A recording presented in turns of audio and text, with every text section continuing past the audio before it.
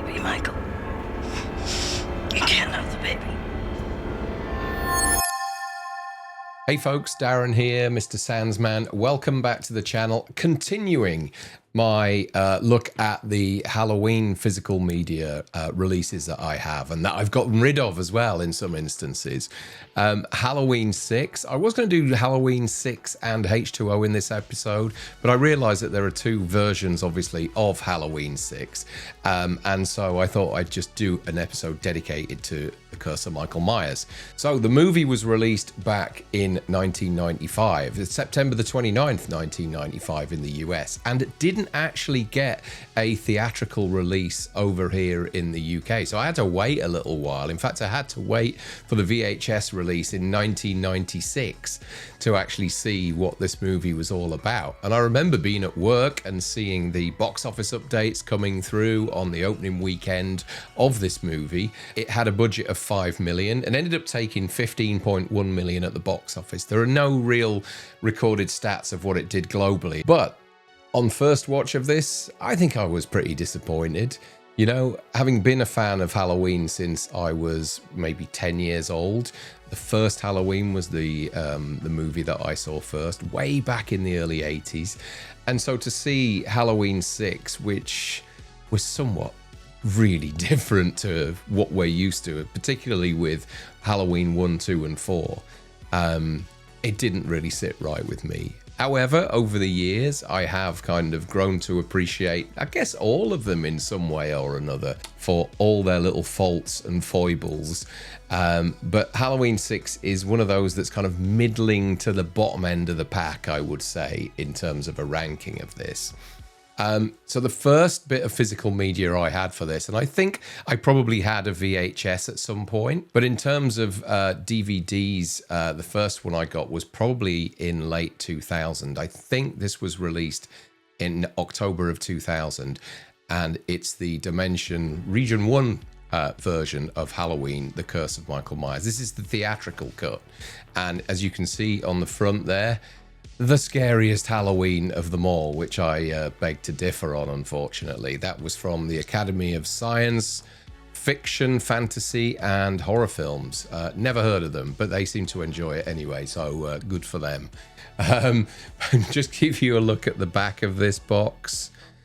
As you can see, there are some special features, nothing much. A French language track and a Spanish subtitle track. And it also says look for Halloween H2O, also on DVD from Dimension Video. So yeah, this was the theatrical release, and we all know the checkered history of this film. The test audiences really didn't like the cut, and the movie was essentially taken away by the Weinsteins, taken away from Trancast, from the Arcades, and they reshot, you know, a good, I think, 40-50% of the movie. And unfortunately, while those reshoots were taking place, or just before those reshoots were taking place, Donald Pleasence died, and so that's why in the theatrical cut he appears a lot less than what he does in the producer's cut. The producer's cut was around for a lot of years before it actually got an official release. There was a bootleg version of the producer's cut around, and I'm not sure how that came about, whether it was put together by the fans or put together from a leaked copy of the original cut of the movie. I've no idea. Perhaps if anybody knows, you can let me know down below. I did own a copy of it, and the quality was absolutely terrible. I could never really settle into watching it. But, you know, reviews were out there on that producer's cut, and people did seem to favor it. Fans really thought that there was more depth to the story. You saw more of Donald Pleasence because obviously they removed a lot of his scenes due to the reshoots. And so it was kind of more in favor with the sort of mass Halloween fan base. But in terms of the differences between the two movies, there's a lot of tonal differences. The producer's cut is slower, more atmospheric. It's focused more on the Thorn cult mythology, whereas the theatrical cut was faster paced, more violent, a lot more gore in there, and was more kind of satisfying those slasher fans that wanted to see Michael slice and dice people. In the producer's cut also, Jamie Lloyd survives longer throughout the film, and then the ending's somewhat different as well. In the producer's cut, Michael is stopped by these rune stones that Tommy Doyle places in the corridor, and then he ends up escaping by doing a switcheroo with his outfit that Dr. Wynn was wearing. In the theatrical cut, he just basically, Michael slaughters everyone in Smith's Grove. Loomis screams off screen, and so you're unsure of his fate in that film. And you get this showdown with Tommy Doyle and Michael, whereas Tommy injects Michael with all this kind of green serum, and Michael starts spewing up green blood or something after he's taken a beating from a lead pipe. Dr. Loomis has more of a role in the producer's cut. As I said before, there's more of a kind of narrative role from him, where he's sort of sidelined in the theatrical cut. Probably, as I said, due to his passing and his character not being able to fit in with the alternate narrative they had for the theatrical cut. And then the score of the film, John Carpenter's score, is really present in the producer's cut of the movie, whereas in the theatrical cut, you get this kind of industrialized kind of rock mix of the score, whereas it sounds like Jimmy Page is like wrestling with his whammy bar or something. It's a version of the soundtrack that I actually don't mind, and I think does work in some aspects of that film.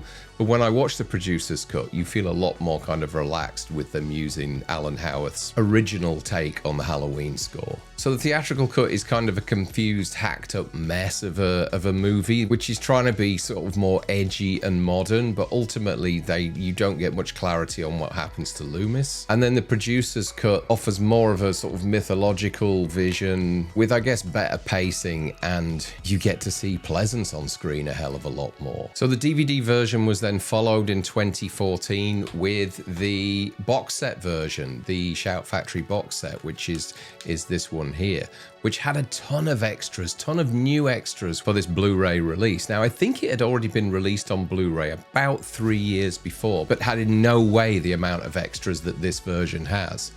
So I'll just show you inside what you get with this. And this was the first time that the producer's cut had been fully restored. So I'll just show you what's inside here. There you go. You get the Curse of Michael Myers, the theatrical cut, and the Curse of Michael Myers, the producer's cut. No booklet or anything in there, but we have a wealth of features on this. And what I'll do is I'll move on to the 4K version before I tell you what the features are, because they are pretty much identical across the Blu-ray release from 2014 and the 4K version, which came out in 2021. So the 4K version, which is this one here, which I believe is the best way to see this film. As always throughout these reviews, the 4K version is the best way to see it. Now, when I did Halloween 3, it said on the packaging that there was no Atmos track, which a lot of people reached out to me and said that there is an Atmos track on Halloween 3. They just didn't mention it on the back of the box. So I checked it the other day, and those people are right. As far as I could see, there was one, but it's just not mentioned. However, there's no mention of an Atmos track on this version either. So when I put it on this morning and I watched both films back to back, don't know why I did that, but it was tough getting through both of them. I watched both films back to back, and they don't have an Atmos track. They do have a DTS HD master audio track on them though. And commentary tracks as well. So I'll go through what those extras are. You have a new 4K scan from the original camera negative, audio commentary with screenwriter Daniel Farrans and composer Alan Howarth, Jamie's story, an interview with the original Jamie actress Danielle Harris, The Cursed Curse, an interview with producers Malika Card and Paul Freeman, Acting Scared, a look at the film's cast with actresses Maria O'Brien and JC Brandy, The Shape of Things, a look at Michael Myers' murders and mayhem with special effects artists John Carl Beekler and Brad Hardin and actor George P. Wilbur, Haddonfield's Horrors, Sights of Halloween 6 with director of photography Bill Dickinson, production designer Brian Ryman, and director of photography Thomas Calloway, who did the photography for the additional scenes, Full Circle, an interview with Alan Howarth, cast and crew tribute to Donald Pleasance, archival interviews and behind-the-scenes footage, additional behind-the-scenes footage shot by Daniel Farrans, alternate and deleted scenes not present in either cut, and a teaser trailer for Halloween 666, The Origin of Michael Myers. And there's also theatrical trailers and TV spots on the Blu-ray of the movies as well. So the artwork is okay. And there's the rear. All the extras that I just reeled off for you. And then if I pull this out, it's a reversible sleeve with the newly commissioned artwork on there and the original artwork on there. Terror never rests in peace, which is a lot better than the scariest Halloween of them all, I guess. And then inside, I need to be careful inside because I know one of these discs will fall out. Inside, we have the 4K of the theatrical cut, the 4K of the producer's cut, the Blu-ray of the theatrical cut, and then the Blu-ray of the producer's cut. No booklet or anything inside, unfortunately. You can have a look at the spine as well. Having watched them both again today, which I must admit, I mean, they do look great. They do look great and they sound great considering they're 30 years old. Which do I prefer? I'm guessing the producer's cut just ever so slightly has the edge for me, even though it's stupid towards the end with those daft little stones and Michael in that ritual stood at the side there with Kara on the bed. It's not a great film. Neither film are that great, but if I had to pick one, it would be the producer's cut, just simply because we get more Donald Pleasance in it. Critical consensus on the movie was pretty poor. It has a 9% on Rotten Tomatoes and 37% with the audience score, with one critic saying, "The Curse of Michael Myers trades the simple terror of the original for convoluted mythology with mixed results, and loses its way in the process. A bit of a disaster for the franchise, and it ended that timeline pretty unsatisfactorily, I think. But it's nice to go back to now and again. There are a few moments that I do like about this film, but they're few and far between. But it isn't the worst in the franchise by a long shot.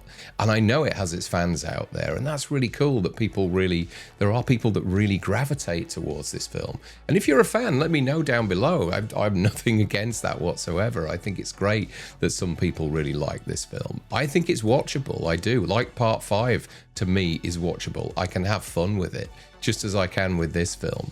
But in terms of the wider franchise, it has to be one of the weaker entries. And I think I actually prefer 5 to 6, if I'm honest. I just think that has more to offer in terms of Dr. Loomis in that film. But let me know your thoughts down below. Do you own these versions? Do you own any other versions of Halloween 6?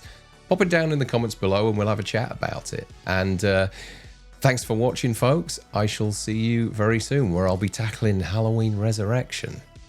I'm not looking forward to watching that one again. Thanks a lot, guys. I'll speak to you soon. Bye-bye. Oh, for f***'s sake.